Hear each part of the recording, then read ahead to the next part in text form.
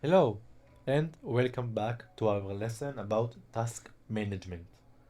So, task management is an essential part of working with AsyncIO. Tasks are primary building blocks for executing and managing asynchronous operation in AsyncIO. It's important to understand how to create, schedule, and manage tasks is a crucial developing efficient and scalable asynchronous application. So let's dive to some examples.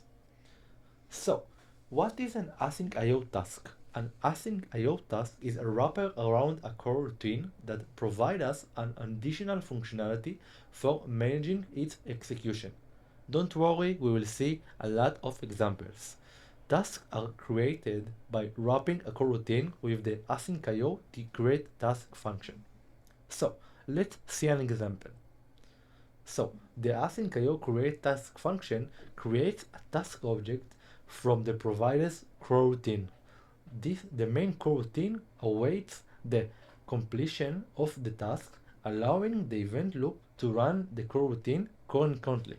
So we have our function, the microroutine, and in the main part we use the AsyncIO create tasks that we will transfer the microroutine. The output will be coroutine.running. So I will repeat, the main coroutine awaits the completion of the task, allowing the event loop to run the coroutine concurrently. So, how we can task scheduling and cancellation. So, tasks can be scheduled and executed concurrently using the AsyncIO create task as you already saw. The cancel method on the task object allow canceling its execution. So let's see the example. In this example, task 2 is cancelled after 1.5 seconds. While task 1 is allowed to complete because task 1 is taking only 1 second and task 2 is 2 seconds. So after 1.5 seconds we only finish task 1 and not task 2.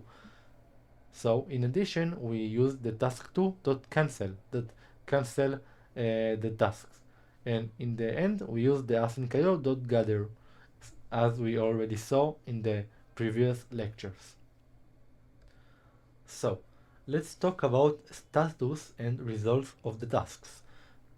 Each task have a various states such as pending, running, canceling, and finished. The underscore state attribute of the task object provide us is current state. So the result of the completed task can be obtained by awaiting the task object itself. So you can see that we create a task with the AsyncIO create task and transfer the microroutine.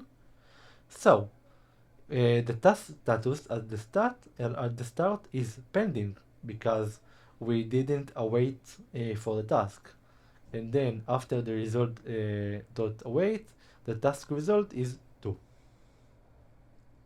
So how we can error handling in tasks? Exceptions raised in the coroutines wrapped by the task need to be handled and efficiently. In this example, we use the value error raised by the coroutine is cut and handled in the microroutine. Proper handle, Proper error handling is essential for robust and reliable asynchronous applications. So we create task as we saw earlier. The microroutine is raised a value error that something went wrong. You know, you write functions, maybe you have a value error, type error, a lot of or general error of exception.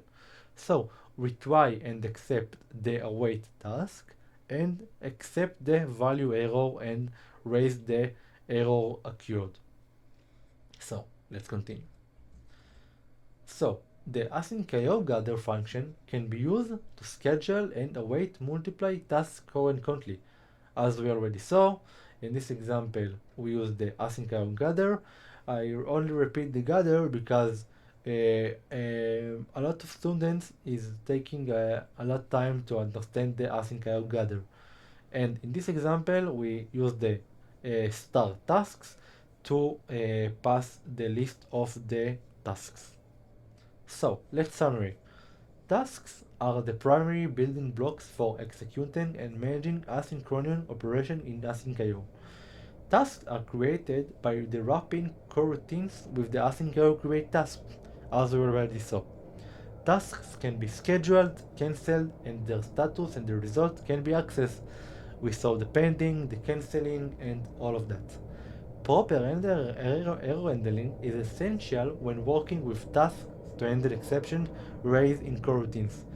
In all of my projects, I use error handling because when you move to production, you can't that you you can't that your program is will raise an exception in the production because you can't let your code stops. You need to error each handle which each error types and not use a general errors because catching the exactly error is very important because you need to handle it very carefully.